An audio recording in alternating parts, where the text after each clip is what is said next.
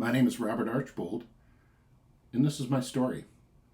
For the last 10 years, I've been working as a funeral director in the funeral industry here in Minnesota. I've seen a lot of changes, and we've got a lot more changes coming. The biggest change that I've seen that's affected our industry is cremation, to be honest with you. More people right now are cremated than we have earth burials, and by the end of the decade, it's going to be about 80% of the people who die are going to be cremated. Well, how did that change things? Traditionally, when there was a death, we had a visitation, a funeral, and a burial all in 1 week. With cremation, we don't have to follow that timeline anymore. Families really have flexibility about when they do things and how they do things. We don't have to have the service at the funeral home. We can have it at a different location. Families can coordinate travel plans, and there's no more $2,000 airline tickets to get to town in 3 days for a service. So families have had a lot of flexibility with cremation, and it's really kind of changed how things are done. Families kind of tend to look at funeral homes too as really impersonal, morbid, right? They don't want to have a service at a funeral home anymore because of the morbidity, and it's just not personalized. They don't like it. So families are really going to funeral homes now and saying, we're just going to have you do the cremation, and we're going to do something on our own. And what do those families want? Well, they don't want to mourn the death. They want to celebrate the life. They want personalized services that really show off what that person accomplished in their life and to celebrate that life. They want to have unique venues where they have these events, right? They don't want the creepy funeral home anymore. They want to have something fun where when you walk in, you're handed a note card with Grandma's super secret cookie recipe, right? When she was alive, she'd never give you the recipe, but at her celebration of life, everybody that walks through the door gets Grandma's super secret cookie recipe. We're celebrating Grandma's life. We're not mourning her death. So, if families don't want to use funeral homes, where do they turn to? Well, Google. You Google celebration of life, you get ads for creepy funeral homes, right? There's not a lot of help on Google. So they say, I'm going to go back to the direct cremation provider that I used and ask if they have some advice or can help me. And the direct cremation providers really don't provide those services. They just provide the cremations. So that really leaves families on their own to do things on their own. And, let's be honest, a lot of families, that's not a problem. They just take the bull by the horns. They plan everything out. They have the celebration of life that they wanted and that their loved one deserved. But there are other families, they just don't know where to start, right? I don't know what to do. Do I get a venue? Do I get flowers? I don't know what to do.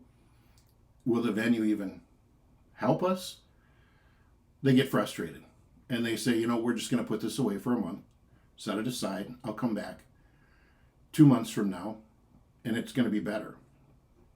Well, they come back 2 months from now and it's not better. The same frustrations, same, where do I start? How do I do this? So they say, we're going to put it on the shelf here for another few months. And 6 months down the road, they say, we're not going to do anything, right? I'm too frustrated. I don't know where to start. It's been 6 months now. We're just going to move on. And that's really created a whole bunch of people that just aren't being served, to be honest with you. They wanted to celebrate somebody's life. They wanted to celebrate those accomplishments. They didn't know where to start, so now they're doing nothing. So what I've done is I've created Life Celebration, which is a company to help those people who just aren't being served. I act as a resource for people, and I offer them guidance, expertise, support, whatever they need.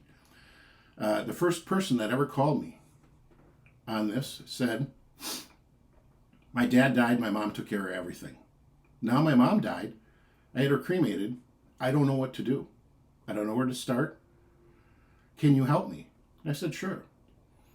We sat down and we talked for about a half an hour. I figured out exactly what did he need, what kind of celebration he wanted, what kind of event he was looking for, what kind of location he was looking for. And I put a package together and a plan together for him. And I said, here's your plan. Here's what we're going to do moving forward. And he said, this is the most difficult time of my life. And you've really made it as easy as humanly possible. The last call I took, which was yesterday, which was a totally different thing. Somebody said, I've got a service. We're going to be at a church. I just don't know how to do the obituary. I don't know how to get it so I can share it on social media. I need some advice. And I said, sure.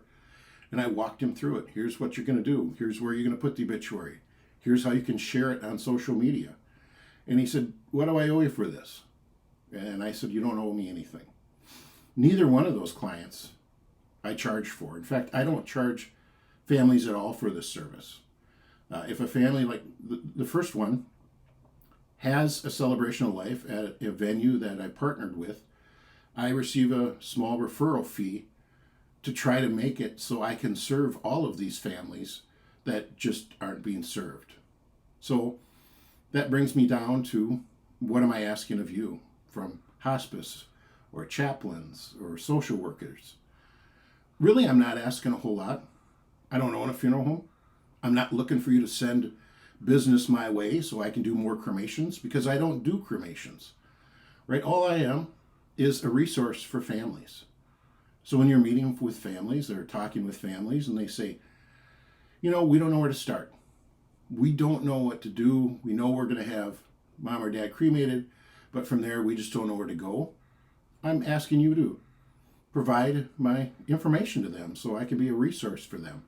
That may be questions about, how does cremation work?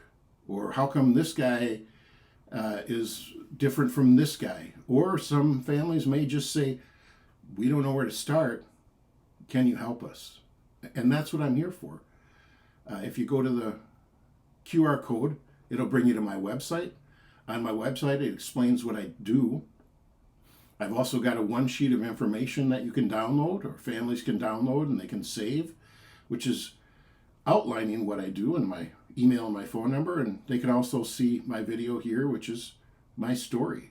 So I'm not asking you to push families my way. I'm not asking you to get families to come to me for cremation. What I'm asking is, when families come to you and say, we don't know where to start, and you don't know how to answer them because that's not your specialty, I'm just saying, let me be a resource for those families, give them my information, and I can help those families, help those people that are just not being served by anyone, and those families that just don't know where to turn to or where to go. So, thank you for your time, and this is my story.